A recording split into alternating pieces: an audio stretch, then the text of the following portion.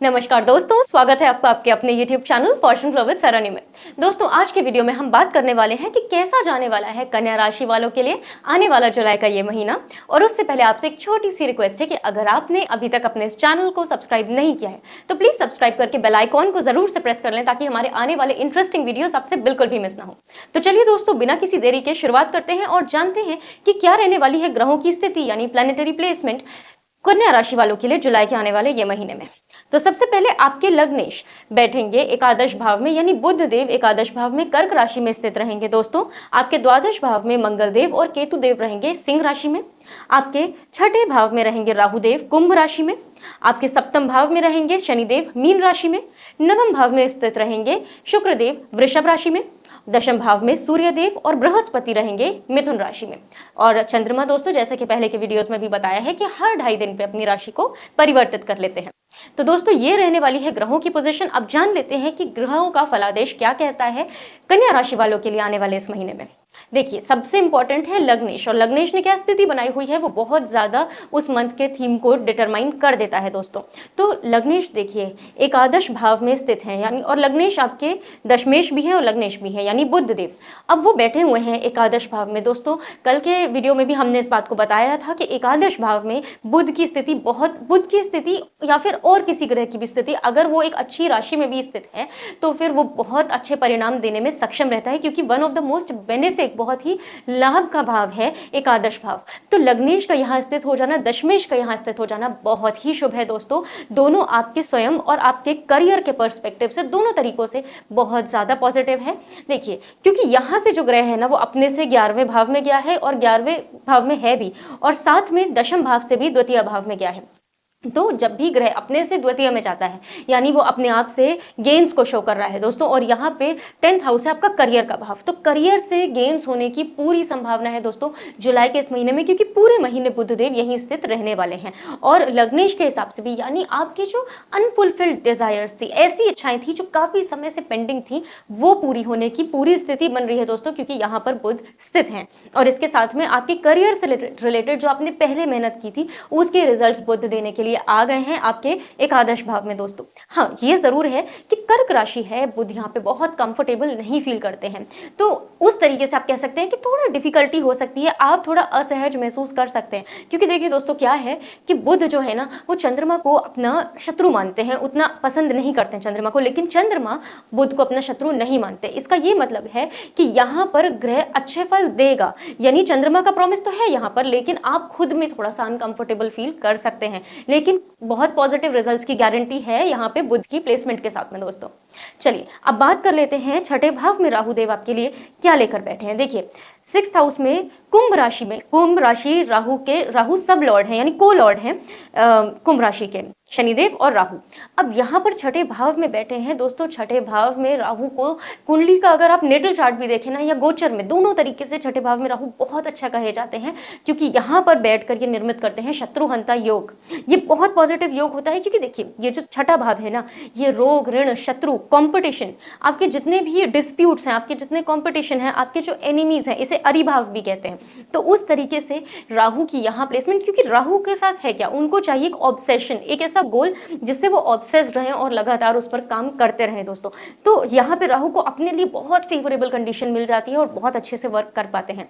और अगर आप देखें तो सामने से मंगल की दृष्टि सीधी राहु पर पड़ रही है। इससे ये चीज़ बहुत क्लियर है कि राहु को मार्स का सपोर्ट मिल रहा है, लेकिन मार्स का ये सपोर्ट राहु को बहुत एग्रेसिव बना रहा है दोस्तों। क्योंकि देखिए, राहु को अगर राहु की एनर्जी अपने आप में ही काफ़ी डिसबैलेंस सी होती है, वो बहुत एक्सप्लोड करते हैं राहु जिस भी भाव में होते हैं। तो यहाँ पर अपने कॉम्पिटिटर्स को लेके, अपने एनिमीज को लेके बहुत एग्रेसिवली आप काम करने वाले हैं, क्योंकि राहु की यहाँ पोजीशन काफी स्ट्रांग बनी हुई है। इसके बाद क्योंकि इसके जो को लॉर्ड है ना वो शनिदेव भी बनते हैं, तो राहु का डिस्पोजिटर अपने से द्वितीय में गया हुआ है। तो ये भी इस चीज को शो कर रहा है कि जिन कॉम्पिटिशन में या जिन एनिमीज से आप फाइट में लगेंगे उनके साथ आप जीत भी जाएंगे, यानी आपकी जीत भी निश्चित है, क्योंकि अपने से द्वितीय गया है प्लैनेट, तो गेन्स मिलने वाले हैं, यानी कॉम्पिटिशन के थ्रू गेन्स। ये उन स्टूडेंट्स के लिए भी बहुत अच्छा है, क्योंकि ये कंपटीशन का भी भाव है। जो किसी एग्जाम में बैठ रहे हैं दोस्तों, उसमें भी आपको स्पेशली अगर कोई एग्जाम ऐसा है जो आप अपने स्टेट से बाहर के लिए दे रहे हैं, क्योंकि Rahu is all about foreign land, तो अगर आप अपने स्टेट से बाहर का एग्जाम दे रहे हैं या फिर कोई ऐसा एग्जाम दे रहे हैं जिसमें फॉरेन सर्विसेज का रोल है, आइल्स का एग्जाम दे रहे हैं, तो वो सारे चीज़ों में आपको काफ़ी सक्सेस मिलती हुई दोस्तों दिखाई दे रही है इस मंथ में। तो ये तो रही राहु की स्थिति छठे भाव में। अब बात कर लेते हैं शनिदेव आपके सप्तम भाव में किस तरीके की सिचुएशन बना के बैठे हैं। देखिए, मीन राशि में बैठे हैं, बृहस्पति की राशि है, अपनी मित्र राशि में स्थित है यहाँ पर शनिदेव। और देखिए, आपके प्रथम भाव को दृष्टि करें। देखिए, सबसे पहले सप्तम भाव के हिसाब से बात करें तो आपकी लाइफ में आप रिलेशनशिप में एक स्टेबिलिटी देने जा रहे हैं दोस्तों। हाँ, थोड़े कॉम्प्लिकेशंस ज़रूर हो सकते हैं, ऐसे मतलब आपको ऐसा लग सकता है कि चीज़ें बड़ी स्टेगनेंट सी, बड़ी स्लो सी हो गई हैं, यानी रिलेशनशिप में, आपकी मैरिड लाइफ में स्पेशली, क्योंकि देखिए आपकी मैरिड लाइफ भी इससे कनेक्ट होती है, दूसरा आपका फिफ्थ हाउस भी, क्योंकि पंचम भाव और छठा भाव दोनों को सैटर्न रूल करते हैं। तो आप देखेंगे कि अगर लव रिलेशनशिप भी है, क्योंकि लव फिफ्थ हाउस से थर्ड पोजीशन पर बैठे हुए हैं यहाँ पर सैटर्न, तो अपने से थर्ड जब प्लैनेट जाता है तो थोड़ा ज़्यादा एफर्ट कराता है। तो लव रिलेशनशिप में ऐसा हो सकता है दोस्तों कि आपको थोड़ा ज़्यादा एफर्ट करना पड़ रहा हो, मेहनत करनी पड़ रही हो और चीज़ें बड़ी स्लोली बढ़ रही हों। इस तरीके की थोड़ा सा चैलेंजेस फेस कर सकते हैं, चाहे फिर वो मैरिड लाइफ की बात हो, क्योंकि सप्तम भाव विवाह का भाव है। तो उस तरीके से दोनों वेज में आप देखेंगे कि यहाँ पे जो लव अफेयर में है उन्हें एफर्ट बहुत ज़्यादा लगाना पड़ रहा है अपने रिलेशनशिप को ठीक रखने के लिए, और जिनकी मैरिड लाइफ ऑलरेडी है उनको भी चीज़ें थोड़ी सी स्टेगनेंट सी, स्लो होती हुई सी लग सकती हैं। हो सकता है कि आप अपने आप में ही बहुत मैच्योर फील करने लगें। क्यों?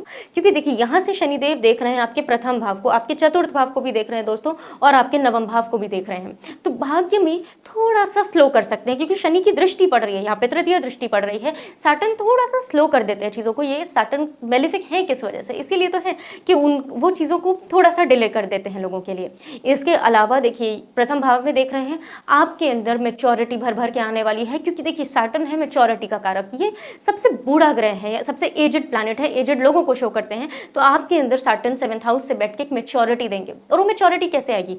हो सकता है आपके लाइफ पार्टनर के कारण है, क्योंकि सप्तम भाव से प्रथम भाव में देख रहे हैं, तो आपके लाइफ पार्टनर की वजह से हो सकता है कि आप अब अपनी लाइफ में मैच्योर होना शुरू कर दें दोस्तों, और थोड़ा सा घर के माहौल को भी बना सकते हैं कि आप उतना हैप्पी ना फील करें। इस तरीके की सिचुएशन हो सकती है। लेकिन सैटर्न यहाँ पे ये मत भूलेगा कि यहाँ पे दिशा बली होते हैं दोस्तों, वेस्ट की डायरेक्शन है, यहाँ पे बहुत स्ट्रेंथ प्राप्त होती है शनि को। इसलिए जब भी सैटर्न सप्तम भाव में गोचर करते हैं, आपके स्टेटस को बहुत बढ़ाएंगे, क्योंकि शनि स्टेटस का कारक है। जो हमारा स्टेटस होता है उसको शनि डिनोट करते हैं।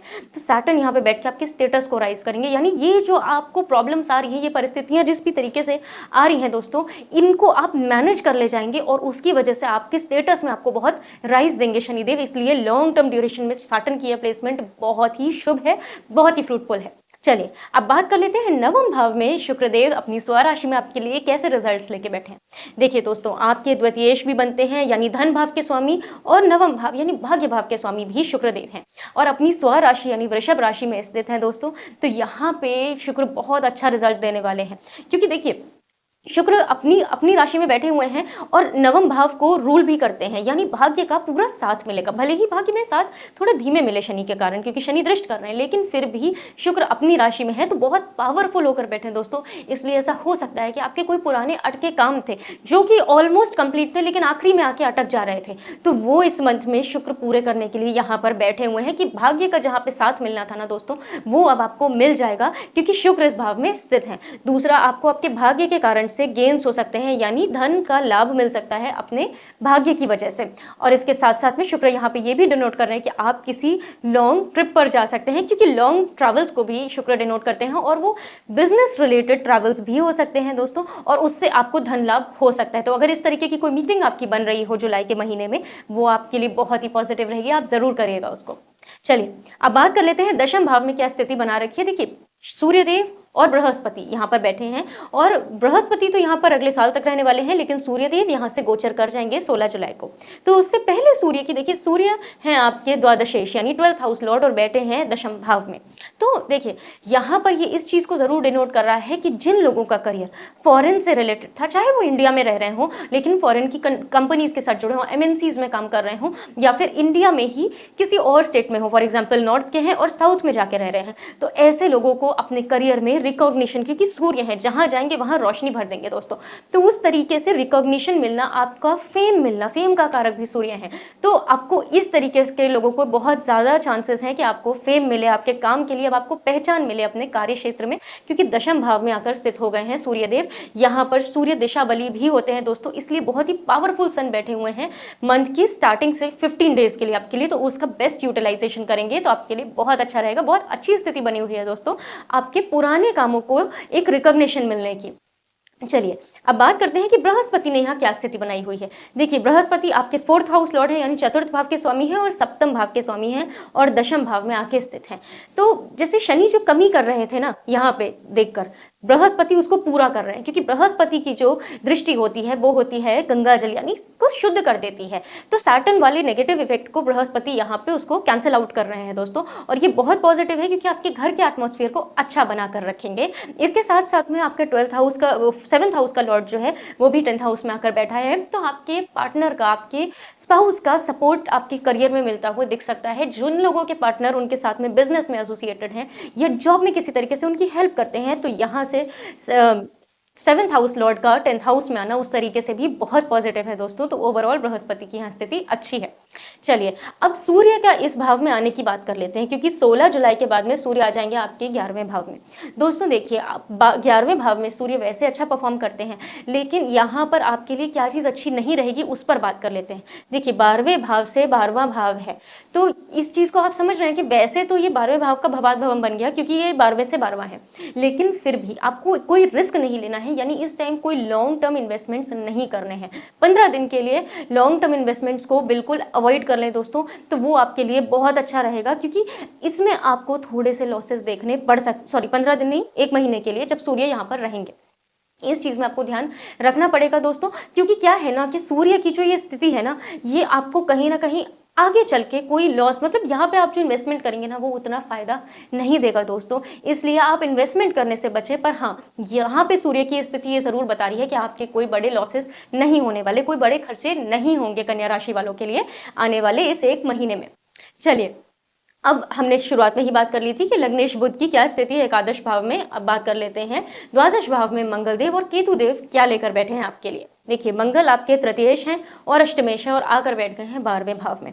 दोस्तों देखिए तृतीयेश और अष्टमेश दोनों दुष्टान भाव के स्वामी आकर बैठ गए हैं एक दुष्टान भाव में, तो थोड़ा सा ध्यान रखना होगा दोस्तों। मंगल ही सबसे ज़्यादा आपके लिए ऐसी सिचुएशन बना के बैठे हैं जो कि आपको थोड़ी सी प्रॉब्लम दे सकती है।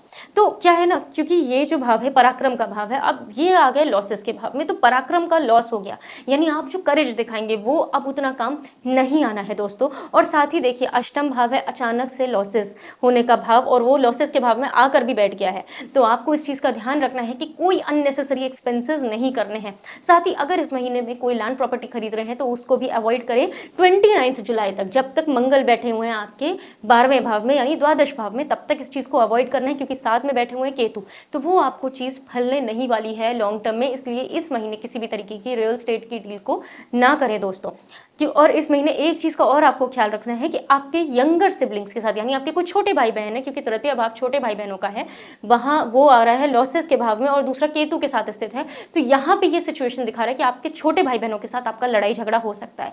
तो इस चीज का आपको बहुत ख्याल रखना है दोस्तों कि 29 जुलाई तक सिचुएशन बहुत सेंसिटिव है, तो आपको इस तरीके की कोई एक्टिविटी या कोई एग्रेशन इस तरीके से नहीं दिखाना है कि आपके रिलेशन लॉन्ग टर्म के लिए खराब हो जाए। क्योंकि दोस्तों देखिए मंगल तो यहाँ से चले जाएंगे, मंगल का गोचर हो जाएगा 29 जुलाई को, लेकिन केतु का प्रेजेंस यहाँ पे क्या बताता है। देखिए केतु है डिटैचमेंट का कारक, तो केतु आपको आपके सिबलिंग्स से डिटैच कर सकते हैं। और केतु देखिए केतु क्या है, केतु यहाँ पर बैठे हुए हैं अगले साल 5 दिसंबर तक के लिए, यानी 1.5 साल के पीरियड तक के लिए प्रॉब्लम हो सकती है कि आपके छोटे भाई बहनों के साथ आपका झगड़ा हो जाए और उसके बाद में आप उनसे कट ऑफ हो जाएं पूरे 1.5 साल के पीरियड के लिए।